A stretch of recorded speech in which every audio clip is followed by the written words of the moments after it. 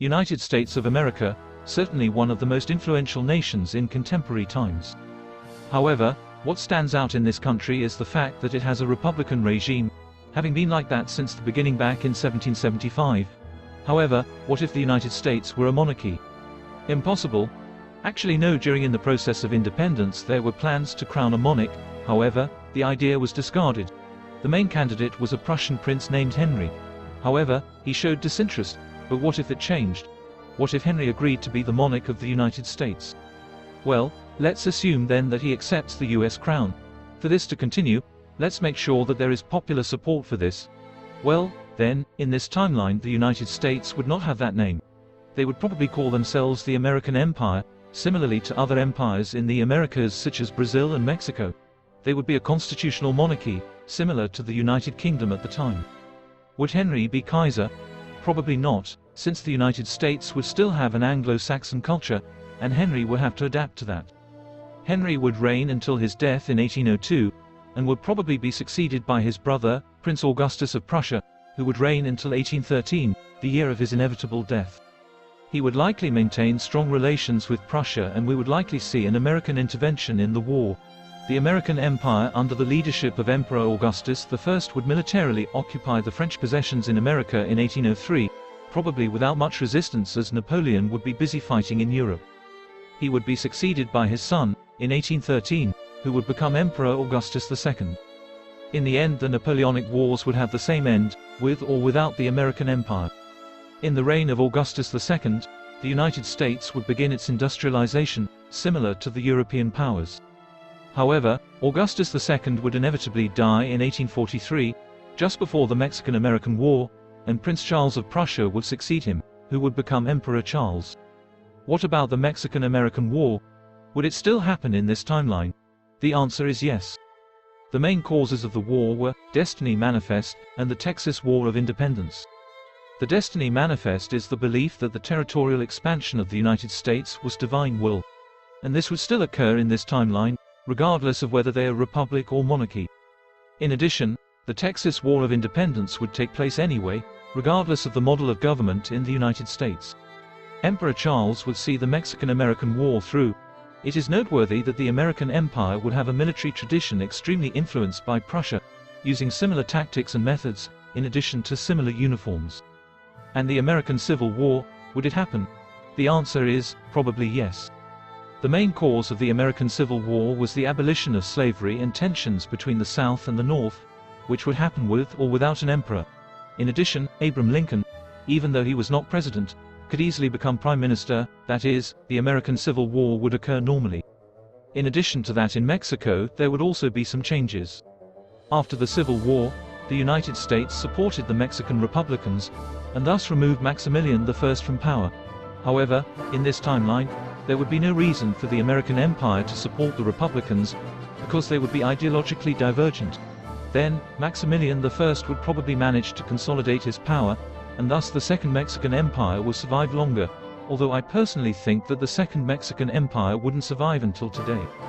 During Charles's reign, the American Empire would continue its process of industrialization.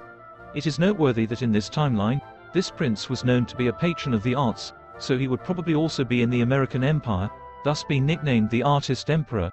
The emperors of the German Empire and American Empire would be brothers, so the American Empire would diplomatically approach Germany. Charles would die in 1883, and his son would succeed him, who would become Emperor Frederick Karl, who would only reign for 2 years, since he would die in 1885, thus earning the nickname the Unlucky One. Who will succeed him would be his son, Frederick Leopold.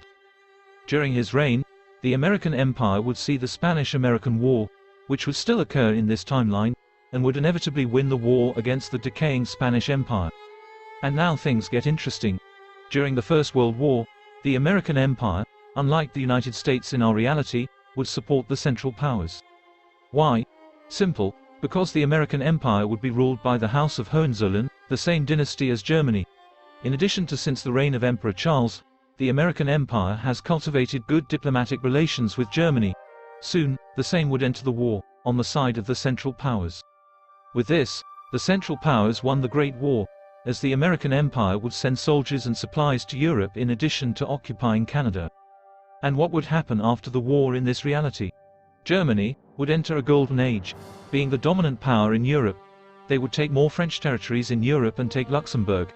They would also take French, British, Belgium and Portuguese colonial possessions, and countries like Ukraine, Finland, Belarus, Poland and the Baltic region would be in German sphere of influence. The United States annexed Canada and other British and French possessions in the Americas, in addition to lending money to European nations, as it happened in our timeline. The Austro-Hungarian Empire, even being on the winning side, would inevitably collapse. Austria would be annexed by Germany, and the Habsburgs would remain in power in Hungary. The Russian Empire would inevitably collapse, and the Red Army would inevitably win the Russian Civil War. Even with a German victory, Germany would be too frazzled to become directly involved in the Russian Civil War. However, countries like Ukraine and Belarus would remain independent, as they would be under the influence and protection of the German Empire, and the Soviets would not want a war, not for now. The Ottoman Empire would survive and gain prestige from being on the winning side of the war. Although they had to give independence to some provinces, it would not collapse. In the Balkans, we will have the emergence of Bulgaria as a Balkan power. Greece, Romania and Serbia, after the defeat in the First World War, will see the rise of ultra-nationalist and authoritarian movements, which would probably take power in these countries. Yugoslavia would never have existed, and after the inevitable dissolution of the Austro-Hungarian Empire, we will have independence from the Kingdom of Croatia, and Hungary will still retain many of its original territories. The United Kingdom and France, on the other hand, would be terrible. The UK would lose several possessions in Africa. The same as the former Russian Empire, it would undergo a communist revolution during the post-war period. The labour movement in the UK before the war was already strong. With the defeat in the war, a revolution would occur, and during the revolution, revolutionaries would take to the streets and storm Buckingham Palace, and shoot the British royal family. In France, the Third Republic would be in decline, and the military felt betrayed by the government, since they died in the trenches for nothing. Then there would be a coup d'état in France, where a nationalist government under the leadership of Pétain would be implemented. In Italy we would also see something similar, since it would have left as a loser in the First World War. Benito Mussolini would become prime minister, creating a policy of revanchism. Pétain's France and Mussolini's Italy would inevitably ally. Pétain would support Primo Rivera's dictatorship in Spain, thus securing a possible ally. With French support, Primo Rivera's dictatorship would probably have lasted longer, thus avoiding civil war and the emergence of the Second Spanish Republic. And the neighbor, Portugal, would also have lost the war, having to cede to the German Empire Angola and Mozambique. This would generate enormous discontent in the population against the newly formed republic. Then, the Portuguese monarchist revolt of 1919 would have much more strength, thus restoring the monarchy in Portugal. The new Portuguese government would also approach France. And last and least we have Japan. Even if he lost the war, he probably wouldn't have been penalized too much. However, just like in this reality, it will continue to expand. With the end of the British Empire due to the revolution and the independence of several of its domains, the Japanese Empire could try to influence these newly independent countries, such as India, Australia, New Zealand, Malaysia, etc. So the map of Europe after World War I would look like this. And the map of America like this throughout the 1920s and early 1930s, we will see the rise of a triple R world. The main factions would be the Central Powers led by Germany and American Empire, the Comintern led by the Soviet Union and Britain, and the Pact of Paris, led by France and Italy. The Great Depression, which will also occur, would worsen the political scenario, with the rise of ultra-nationalist or revolutionary movements. Would there be a Second World War? Can't be certain. Despite having an extremely nationalist government, I don't imagine France having the same expansionist tendencies that Germany had in this reality. Of course, we will have war conflicts, like the Italo-Ethiopian War and the Pacific War. The Pacific War would still occur, as the Japanese Empire would continue to expand. The war would be carried out by Japan and its allies against China, the American Empire, and by the European powers with colonies in the Pacific and Asia, such as the German Empire, France, the Netherlands, etc. However, the Pacific War would probably not escalate for a Second World War. However, despite there not being a Second World War, there would still be tensions between countries. This tension could translate into arms and technology competition. And would there be nuclear weapons? The answer is, maybe. Although they would probably take longer to be invented, since we wouldn't have had a Second World War, which greatly accelerated the race for a nuclear bomb. But the country that would probably create it would be Germany, since it would not have the brain drain that occurred during Nazism, and most of the scientists involved in the invention of the atomic bomb were German. And what would the world be like today? Well, the world would still be very Eurocentric politically, with the European powers still retaining a lot of power. Things like colonialism, racism and imperialism would still be pretty strong in the world. In Europe, we would still have several tensions between countries, probably having a war here and there. Countries like the German Empire, Soviet Union and Ottoman Empire would still exist.